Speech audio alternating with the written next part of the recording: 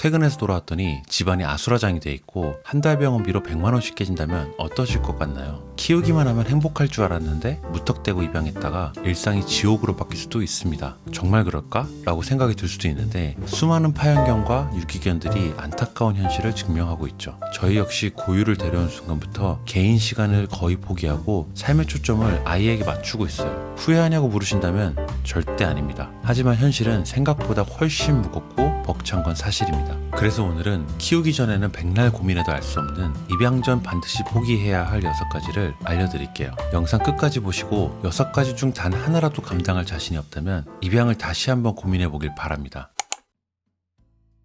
입양할 때 대수롭지 않게 여기시죠? 하지만 분리불안이 파양과 유기의 가장 큰 원인이라는 사실을 알고 계셨나요? 입질이나 다른 문제 행동은 그 상황을 피하면 그만인데 분리불안은 피할 곳이 없습니다. 보호자가 평생 집안에만 갇혀 살 수는 없으니까요. 멈추지 않는 짖음과 하울링은 이웃의 빗발치는 민원으로 이어져서 출근해서도 불안감에 홈캠만 들여다보고 반차 쓰고 당장 가봐야 하나? 피가 마르게 되죠. 이게 얼마나 심각하냐면 분리불안 때문에 강아지를 키우는 내내 온 가족이 단 한 번도 다 같이 외출을 못한 집도 수두룩합니다. 만약 1인 가구에 방음이 취약한 빌라에 산다면 그건 정말 끔찍할 수 있어요. 저희 고유 역시 처음 데려왔을 때 2시간이 넘도록 쉬지 않고 하울링을 했었어요. 다행히 지금은 좋아졌지만 그 평화를 얻기 위해 저희는 오랜 훈련과 인내심을 갈아 넣었죠. 내 인생을 바쳐서라도 책임지겠다는 독한 각오가 필요합니다. 단순히 약속을 줄이는 정도가 아니에요. 여러분이 지금까지 당연하게 누리던 모든 자유가 사라질 수도 있어요. 당장 집 앞에 예쁜 카페조차 마음대로 갈 수 없습니다. 어디를 가든 지도 앱에서 애견동반부터 검색하는 게 일상이 되죠. 식당, 영화관, 깔끔한 숙소, 웬만한 실내 공간은 출입 금지입니다. 결국 내 취향과 내가 가고 싶은 곳은 지워지고 오직 강아지가 허락된 곳만 다니게 되는 거예요. 여기서 속으로 그냥 강아지를 집에 두고 가가면 되는 거 아니야?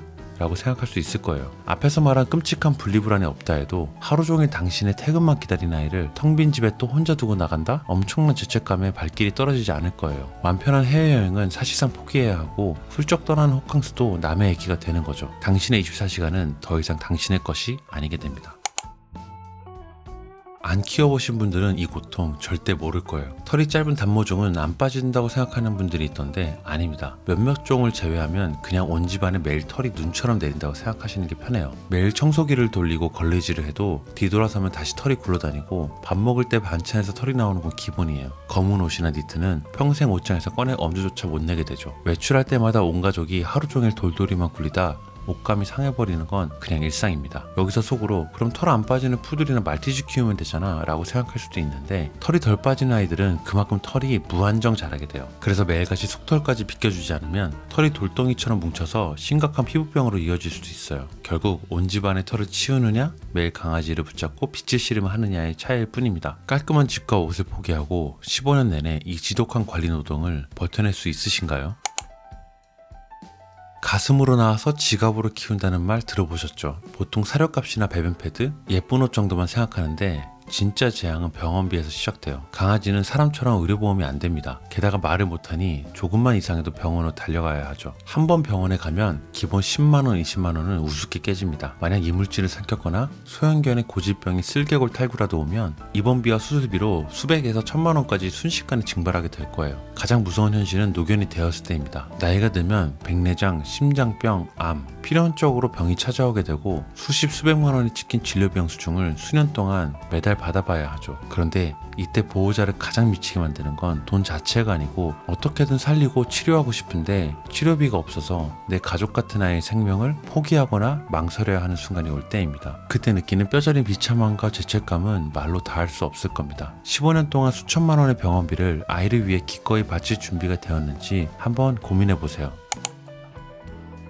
강아지의 시간은 잔인하게도 인간보다 훨씬 빠르게 흘러가죠. 매일 놀아달라고 떼쓰던 아이가 순식간에 시력과 청력을 잃고 늙어갑니다. 겉모습은 아직 아기 같은데 말이죠. 나이가 들면 암, 심장병, 쿠싱 증후군, 치매 같은 끔찍한 병들이 쓰나미처럼 몰려오게 되고 그때부터는 일상이 지옥으로 바뀝니다. 식욕을 잃은 아이의 입을 벌려 하루에 3번씩 억지로 약을 밀어넣고 주사기로 밥을 강제 급여해야 할 수도 있어요. 스스로 일어나지 못해 뭉개진 배설물을 매일 닦아내고 치매에 걸려 밤새 빙글빙글 도는 아이를 보며 새벽 내내 잠을 설쳐야 하죠. 앙상하게 뼈만 남은 채 고통스러워하는 아이를 지켜보다 보면 보호자 역시 육체적, 정신적으로 처참하게 무너집니다. 예쁘고 귀여운 강아지를 사랑하는 건 누구나 할 수 있습니다. 하지만 배설물을 뒤집어 쓰고 밤새 울부짖는 앙상한 노견의 마지막 순간까지 온전히 사랑할 수 있는 독한 책임감이 필요합니다.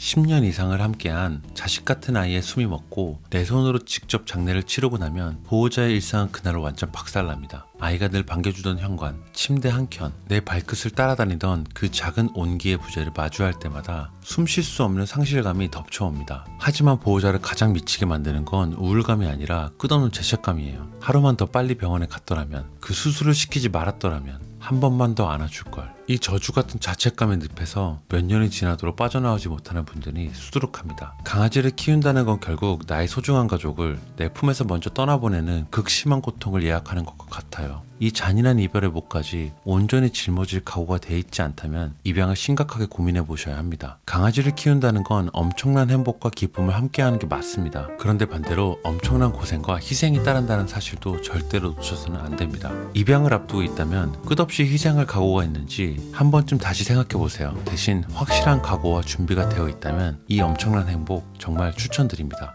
그럼 오늘도 고유한 하루 되세요.